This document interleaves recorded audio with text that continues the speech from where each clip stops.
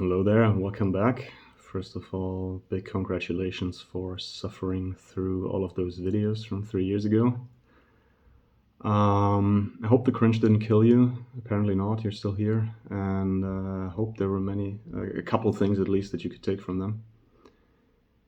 Um, I hope this one is a bit easier digestible because I don't have any plan what I'm going to talk about, and I'm just going to freestyle ramble a bit everything that comes to mind when I think about stocks that I feel people should know. Um, yeah, let's go.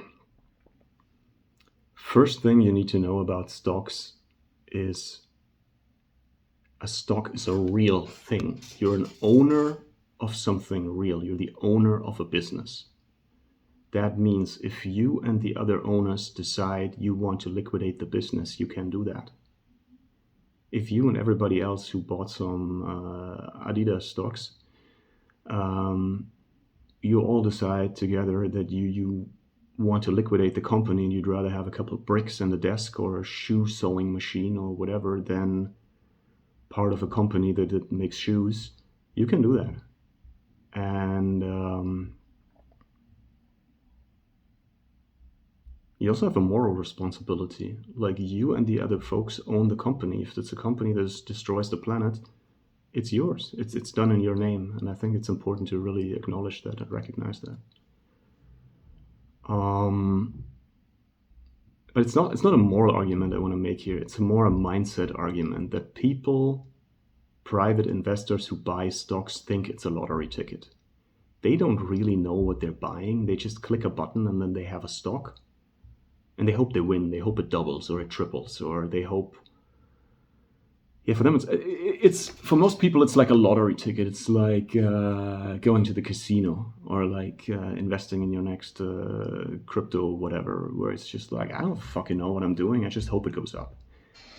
And I think that way of thinking is fundamentally, I don't want to say it's wrong, but it just hurts yourself. Like you probably make bad decisions because of that mindset. So I really want you to understand that you are a part owner of something real. Like, it's something, there's a factory, you can go there, you can touch it. The shoes that are made, it's like it's your company making the shoes or whatever the company produces. There's money coming in where you get a fraction of the money depending on how much you own. And that is what a stock is. It's a percent, whatever, partial ownership of a business with other co-owners. As such, because it's a real thing, it has a value. A business and a share in proportion has a value. You can derive that value by simply looking at the stuff, at the factory and the individual assets. If you wanted to liquidate it, it's like, how much did I get for this desk, etc.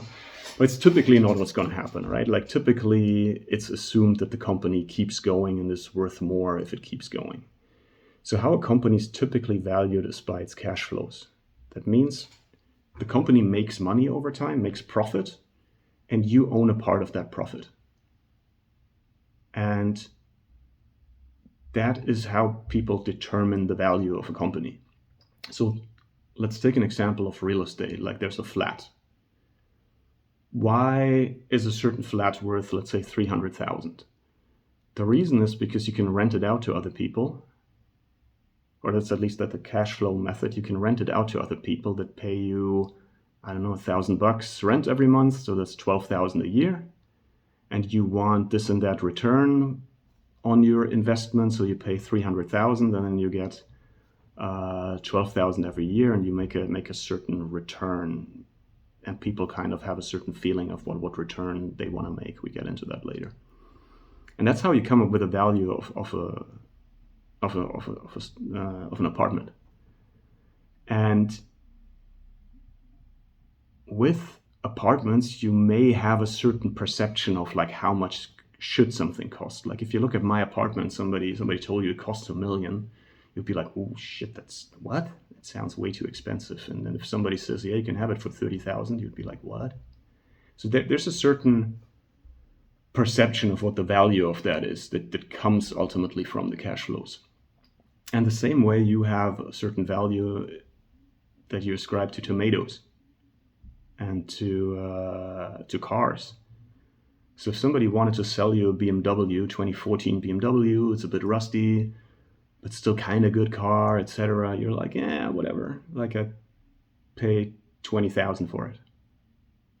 And in the same way, it's possible to value a whole company, and it's possible to value a stock. And you should see yourself as an owner of something that has value, that's valuable, which also should make you somewhat resistant to fluctuations in price. If you own a car and you know, hey, I bought this car, I want to keep it, I like the car, and I want to use it to drive to work for the next 5 years, do you check the used market prices of your own car every day in the newspaper? Or people don't use newspapers anymore. But you probably don't. Like, you probably don't care about anybody else's opinion about how much your car is worth, because you have no intention of selling it. You want to keep it because it's a good car, and that's it. So if an idiot rings at your door tomorrow and says, like, instead of like giving you 20,000, it's like, hey, I think your car is worth 500. Like, I give you 500 and give me your car for 500. You'd be like, no, thank you, bye. And that's it. You wouldn't have sleepless nights over it. You wouldn't like get panic and actually sell the car for 500. You'd be like, no, I know what I have. I know what I bought, and I know the value of it. And that's that. But in the stock market, somehow people, because they don't perceive it as a real thing, and because they have no concept of the value of what they're owning, they take the price as an indicator. Like, if the stock market goes down and the stock you bought is suddenly cut in half and again, and you lost 80% of your money, that's when people start to panic and be like, ah, shit, it went down so much, I don't want to lose all my money, and they sell. If you have the same thing with a car, that you buy a car, you're fully confident, like, yeah, it's worth a certain value, and then somebody comes up and offers you almost nothing, your response would be the opposite. You wouldn't panic sell it to him. You'd be like, no, it's crazy. But if you have a car and want to sell it to me for 500, I would take it. Like, you would be more of a buyer when it goes down, right? You would be like, oh, it's cheap. Like, I buy another car. Like I don't need it right now, but like, that's really cheap for a BMW. And it's the same. That's how it should be in the stock market. That if the price of something, if the price of a good decreases, you should be happy as a buyer. You should buy more of that stuff. And if the price gets ridiculously expensive, and then you can consider selling it to somebody else.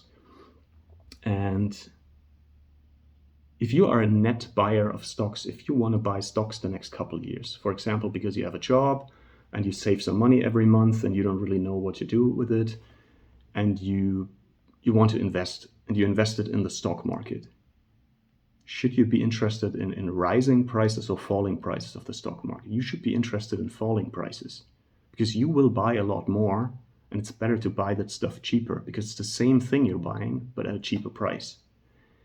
And it seems completely obvious, and you may already get bored by me rambling about it, but people don't get that shit into their head. If you look at the behavior of private investors, the stock market goes down, they panic because they don't know that they own something. They're like, oh, no, my stock goes down, I don't want it to go down any further, and they sell. Then they're disappointed for a while until the stock market goes up and up and up. And if it's really high and they see their neighbor Steve getting super rich and is bragging about like how he doubled his money with his stock, then they start get greedy again and buy the same thing they didn't want to have at a cheap price, the same thing they're super happy to have at a high price. They're like, oh yeah, maybe it goes up further. And you can, there's plenty of like studies they did about it, and that's how a private investor behaves. Like, he doesn't like it when it's cheap, but when it's really expensive, it's like, yeah, now I want it.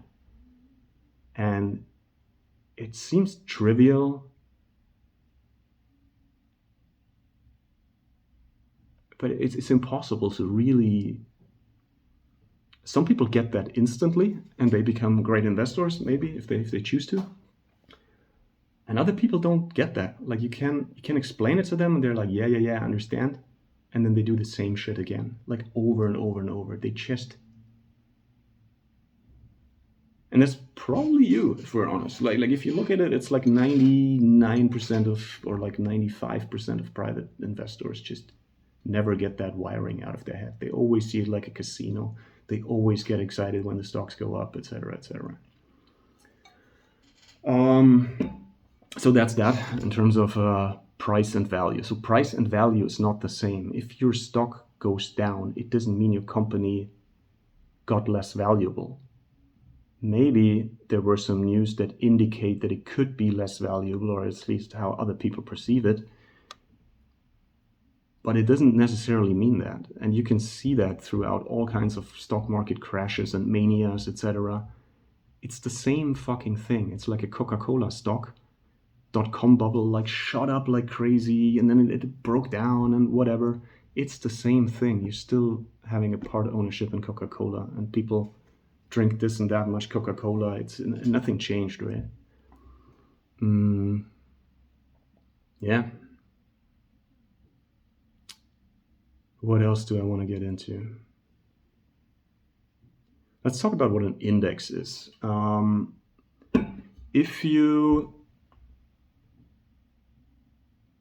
index is basically just the average, like more or less the average, like weighted average of a bunch of stocks. So let's say in Germany, the largest 30 German companies are tracked in an index called the DAX. In America, largest 500, S&P 500. Or the tech stocks in the US, it's called the NASDAQ. Or there's an MSCI World, which tracks all the global stocks. Or there's indices that only track emerging markets, like an MSCI emerging markets. There's even indices for certain industries, etc. It's basically just the average prices tracked of a couple stocks.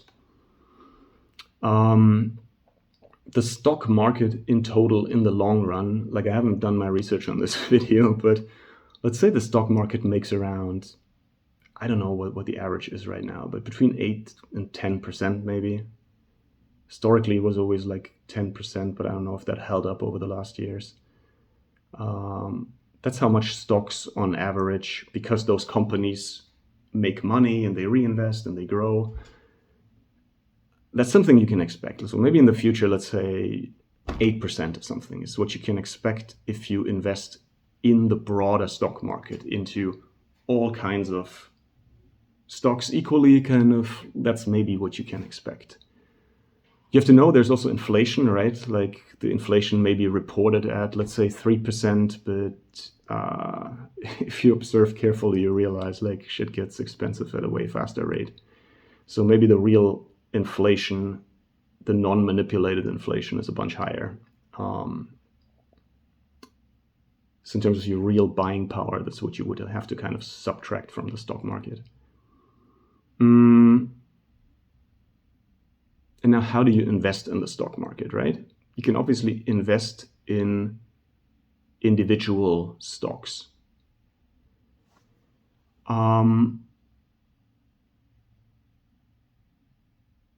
Let me start the other way around. One way that gained a lot of popularity since the 80s of investing in the stock market is to say, people shouldn't even try to predict the prices of individual stocks. They can't do it anyway. There's nothing you can do to really be better than the market. So what you should do is just invest in the market, right? You should just buy a fund that has low costs, called an ETF. So you have very low fees that you pay to the management company of this fund, and you just invest in everything, more or less, the MSCI World, or you just broadly invest into all kinds of stocks. You don't even try to use your brain, and that's it. And you get the return pretty much off the market minus the little bit of fees you have. That is actually a very valid and good and probably the best way you should invest. You just put money into an ETF. You don't even try to time the market, just in regular intervals, and you just grow your money with the stock market. Now, how about actively managed funds? So there's funds where there are people sitting there, equity analysts that analyze companies, and they're trying to beat the market to give you a higher return than an ETF, a higher return than the market, or whatever else they promise you that it's better or more secure. I don't know.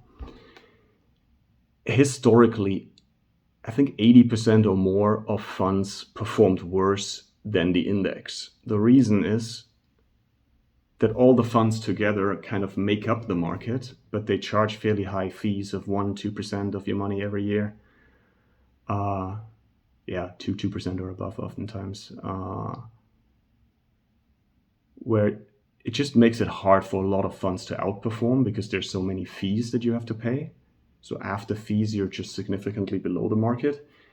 And also, if you look at the incentive structure of a fund manager, if you work at a fund management company, your main priority is to just keep your job. It's a nice paying job, it's fun. Your main priority is to not lose your job. So you can't really take any serious risks or be too different from the market, because in a year where you're significantly behind the market and you really fuck up, you lose your job. So what people in those funds do is they invest fairly similar than the market, and invest in a lot of different stocks. They don't even fully understand all of them that deeply. And it's basically impossible to really outperform. And then you have the high fees on top, which means there's basically no chance of really being any better than the market. So most actively managed funds that you get from Allianz in Germany, or whoever is your salesperson that tries to push that shit on you, they're probably worse than the market. It's a product. They're mostly focused on finding retail investors like you to sell some garbage to. Their whole effort and attention gets into the whole sales machinery. They don't have an incentive to really perform all that well. They just need to tell you a story that it's good enough so that you buy it. And so most actively managed funds are just shit. They underperform ETFs. So you shouldn't do that. Now the question is, like, can you even beat an ETF? Can you even be better than the market? And in my mind, the only really reliable thing, I'm not sure if I want to say the only, but the one thing that worked over time was value investing. Was exactly what I described earlier, seeing a stock as a real asset, making a valuation of that business, of that stock, and then buying it for cheaper. And then you outperform the market. Like Warren Buffett has done it, but there's also many more value investors that really do well over time. Should you do that? Should you start valuing stocks in your free time? I think properly valuing a stock can be very complex, or like you have to think about a lot of things. You have to have a certain level of experience, and especially if you're not experienced, you don't even know what you don't know. So something may sound good, and you can make all kinds of calculations of how that business makes a lot of cash flows, and then happily buy you a Ukrainian egg farm or whatever it is you're buying. And then you realize, oh, next year there's no Ukrainian egg farm anymore, that got seized by the government or whatever. Like it's a long process until you really realize what the risks in a business are, how a business can go bankrupt. There's all kinds of ideas and stories that sound good, but it's really tough to really see it all through and make a proper valuation. So unless you really want to do that as a full-time job, they can be a very rewarding and fun full-time job. Not discouraging you from that, but if you don't want to spend all of your time doing that and you're a private investor, I would not recommend you do that, because you're probably not good enough to really outperform the market. Should you invest in individual stocks at all? Should you think like, oh, but I like Tesla? Or, oh, I heard that AI thing is going big and then you need more chips and that's why I think Nvidia will go up? No, you shouldn't.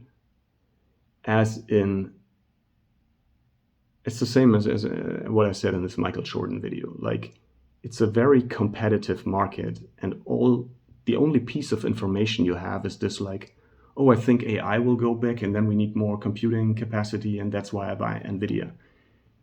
What you don't have in that is the valuation. You haven't valued Nvidia, which means it's the same as if I say, hey, a Lamborghini is a really cool car. Like, I definitely want to buy a Lamborghini. You're missing the valuation piece. Like, as in, if you don't know whether you buy that Lamborghini for $30,000, for $300,000, or for 50 million, it's not necessarily a good idea to buy a Lamborghini. The same way, a company like Nvidia can do amazingly well, but it can be already so expensive that all of this is already priced in, that it's not a good investment anymore. Like, a growing business is not the same as a good investment. It's also true for other reasons, like a business that grows, just because you know a business or an industry grows, it doesn't mean shit. Like, you could have predicted like 100 years ago that air travel, like planes and stuff, is taking off and everybody travels by plane. It would have still been a shit idea to invest in airlines, because airlines aren't a good business. It got competed away. Many of them got bankrupt. So just because you have a feeling that solar is a good idea for the future, or Nvidia or Tesla or electric cars or something like that, that is not enough to have an investment that will do better than the market. Even if solar becomes even if all of your predictions come true that solar will be a big thing in the future, just putting your money in solar stocks does not mean you participate in the way you think. So I basically think, look, if you can't help yourself, if you're like, but I want to invest in Nvidia, then I recommend you're honest to yourself. You stand in front of the mirror and say, like, I'm a gambling addict and I like the feeling when it goes up, and I like this idea that I get super rich off of this, and I'm doing a little gamble and it's my version of casino. Do that. If you like it, do it. But if you're expecting you're beating other professional investors, all kinds of, that invest insane resources, time, brain power into it, again, if you need it, I probably can't help you. I do put a bit of gambling money on the side and invest in your favorite stock. And the fun thing is, it doesn't mean that it goes wrong, right? It could be that you invest in Nvidia and it goes up 100-fold. And if I discourage you, you think like I prevented you from getting super rich. I'm just saying it's a tough game. What else? So I think the main decision you have is like, do you put your money into an ETF and just accept the market rate of return? Or do you want to maybe invest in a fund that's run by good value investors? You can probably not assess who good value investors are. I believe I know people that I've worked with, etc., where I'm like, those people, they do their work well. And if I had to bet, like, gun on my head, like, are they better or worse than the market over the next 10 years? I would say they're better, and I would rather put my money in there. But again, that's like the question, then you would rely on my trust, right? Like, I would maybe have to have a responsibility to tell you when I don't trust in those people anymore, etc., etc., etc. If you want to explore that route, I mean, I don't give financial advice in that sense, but I can maybe point you to some people that I think are good.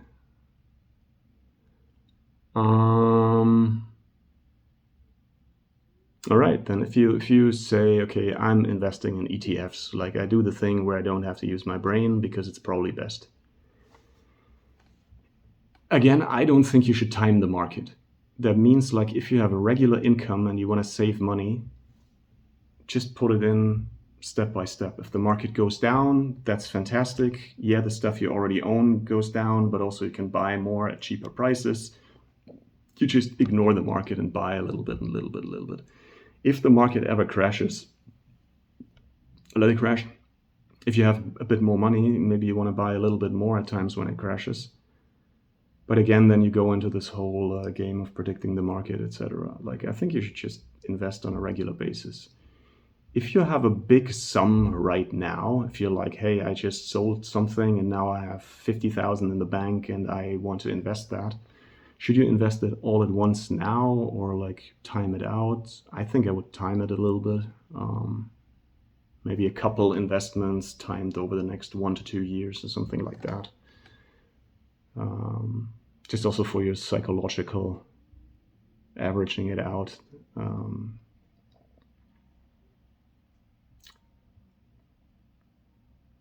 Yeah, if you want to invest in ETFs, should you again try to be smart and invest in especially emerging markets or whatever?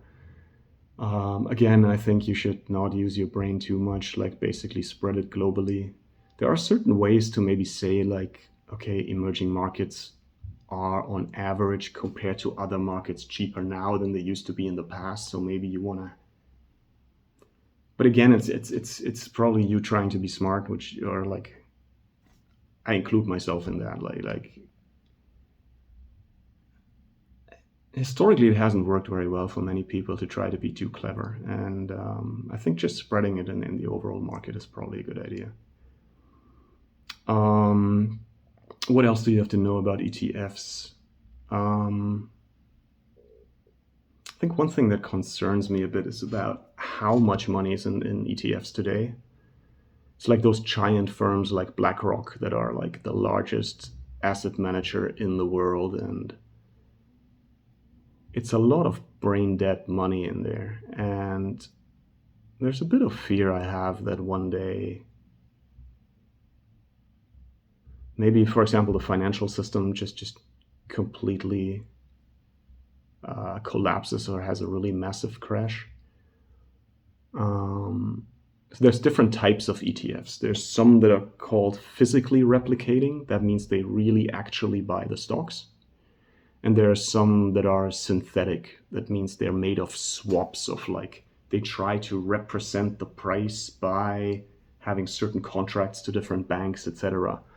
I'm a bit skeptical of that. Like, I think what I would try to avoid is if the whole system crashes, I still would try to have a type of ETF where if everything gets liquidated, you still end up with the stocks and not with, oh, sorry, the other bank also went bankrupt and we all went bankrupt and I'm sorry.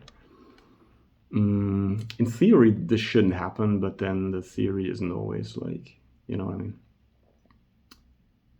So I would buy some that are physically replicating. I'm not sure if there's any benefit to picking different providers than the big guys, or how.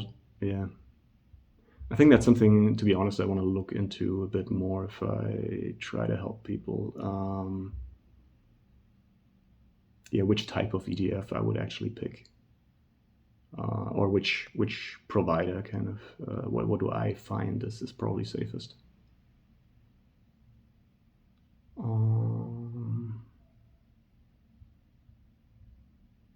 I think for this moment I kind of exhausted my brain.